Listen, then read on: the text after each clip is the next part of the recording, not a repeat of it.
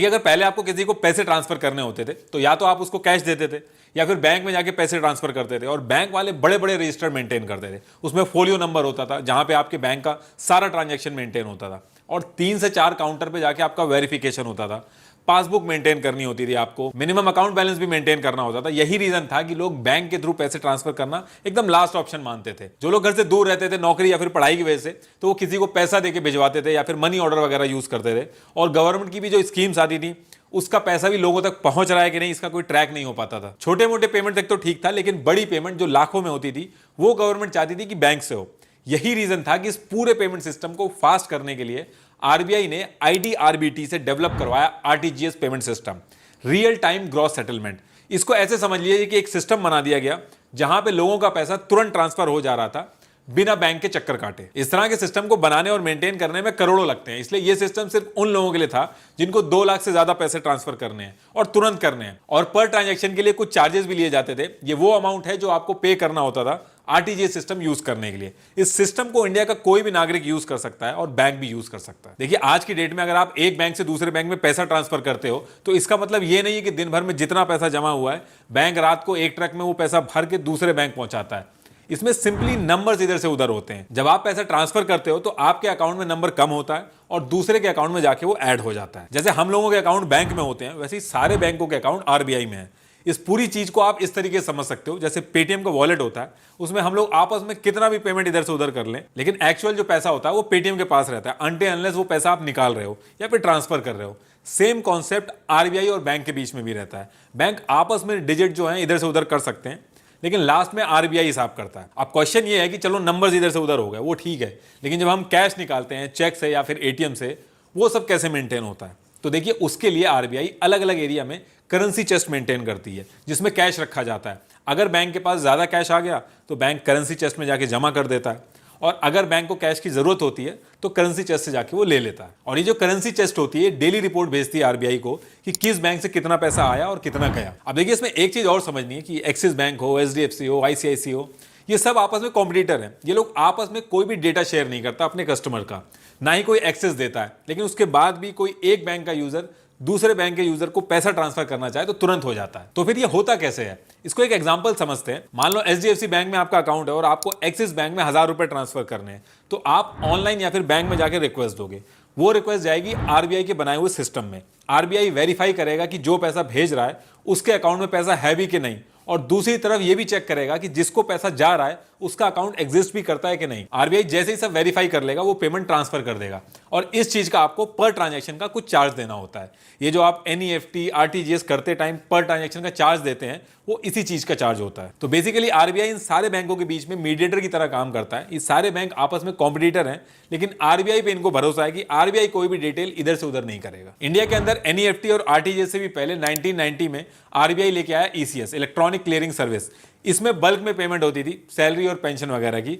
उस टाइम के हिसाब से जो टेक्नोलॉजी थी उसके हिसाब से तो ठीक था, लेकिन ये उतना एडवांस नहीं था। इसलिए 2004 में आरबीआई लोगों के लिए लेके आया RTGS, real time gross settlement. लेकिन इसके बाद आरबीआई को बहुत जल्दी रियलाइज हुआ कि 2 लाख से भी कम ट्रांजैक्शन वालों के लिए कोई पेमेंट सिस्टम होना चाहिए, और 2005 में ही आरबीआई लेके आया एनईएफटी। इस पेमेंट सिस्टम में आरबीआई ने कहा कि कोई लिमिट नहीं है, आपको जितना पैसा ट्रांसफर करना है, 1 रुपए भी अगर आपको ट्रांसफर करने तो आप कर सकते हो। अब इतने छोटे छोटे ट्रांजेक्शंस रियल टाइम में करने में काफी कॉस्टिंग आती है, इसलिए इसमें एक रूल लगा दिया है कि जो बैंक है वो बैचेस में ट्रांजेक्शंस कंप्लीट करेंगे, मतलब कि 30 मिनट तक वेट होगा। जितनी भी एनईएफटी फंड ट्रांसफर की रिक्वेस्ट आएगी बैंक के पास, उनको ग्रुप में एक साथ वेरीफाई करके ट्रांसफर करना होगा। पहले ये 1 आवर था, लेकिन आजकल 30 मिनट में ट्रांसफर हो जाता है। इसीलिए आप देखोगे जब भी आप एनईएफटी करते हो 30 मिनट के बाद पैसा पहुंचता है अकाउंट में। एक दिन में 48 बार एनईएफटी ग्रुप बना के पैसा ट्रांसफर करता है। वैसे तो आरबीआई ने सजेस्ट किया है कि सेविंग अकाउंट पे पर ट्रांजैक्शन चार्जेस नहीं लिए जाने चाहिए, लेकिन ये वो अमाउंट है जो पे करना होता है पर ट्रांजैक्शन पे। चाहे एनईएफटी हो या फिर आरटीजीएस, पहले ये सब बैंक के वर्किंग आवर्स में ही ट्रांजैक्शंस करते थे, क्योंकि सिस्टम पे उतना भरोसा नहीं था। अगर कोई इश्यू होगा तो बैंकिंग आवर्स में ही रिजॉल्व हो जाएगा। लेकिन जैसे जैसे सिस्टम और टेक्नोलॉजी पे ट्रस्ट आया, ये 24 घंटे ट्रांसफर होने लगे। लेकिन अभी भी ये पेमेंट सिस्टम उतना हैंडी नहीं था लोगों के लिए। गवर्नमेंट को इस चीज का पता था कि अगर लोगों को और जोड़ना है डिजिटल पेमेंट सिस्टम से तो इसको और आसान करना होगा। फिर 2010 में आया IMPS, immediate payment system. IMPS के आने से अब आप अपने मोबाइल से बटन दबा के बिना वेट किए तुरंत पैसा ट्रांसफर कर सकते थे। इसमें 2 लाख से कम और इमीडिएट ट्रांसफर का ऑप्शन खुल गया था। आईएमपीएस को यूज करने के लिए आपके मोबाइल फोन और एमएमआईडी की जरूरत होती थी। आईएमपीएस के पेमेंट सिस्टम में आपके मोबाइल के अंदर जो सिम होता है उसको बेस बना के आपका वेरिफिकेशन किया जाता है, और सिम वो होना चाहिए जो आपके मोबाइल से लिंक हो। इसलिए आपने देखा होगा कि अगर आप अपने मोबाइल में कोई ऐसा सिम डालते हैं जो बैंक से लिंक नहीं हो तो आपके मोबाइल में मोबाइल बैंकिंग ऐप नहीं चलते हैं। सेम यही आर्किटेक्चर यूपीआई में भी यूज होता है, वो अभी आगे डिस्कस करेंगे। शुरू में आईएमपीएस से फंड ट्रांसफर की जो लिमिट थी वो 2 लाख थी, उसके बाद उसको 5 लाख कर दिया गया। जिस तरीके से एनईएफटी और आरटीजीएस को आरबीआई चलाती है वैसे ही आईएमपीएस को एनपीसीआई चलाती है। देखिए, एनपीसीआई को भी 2008 में आरबीआई ने एक नॉन प्रॉफिट कंपनी की तरह बनाया था।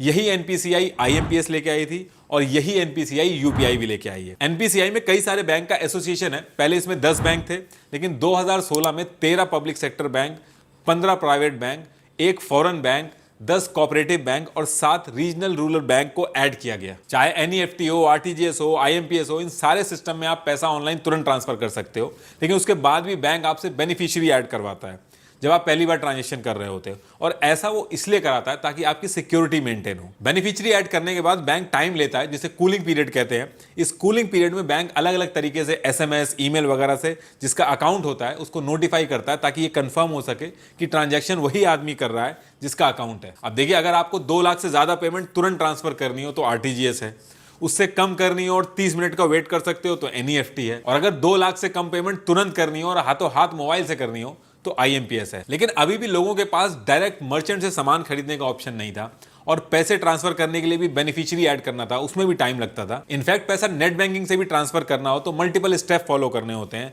ओटीपी का वेट करना होता है। और फिर 2016 में इन सारी चीजों का सोल्यूशन एनपीसीआई लेके आया, यूनिफाइड पेमेंट्स इंटरफेस यानी कि यूपीआई।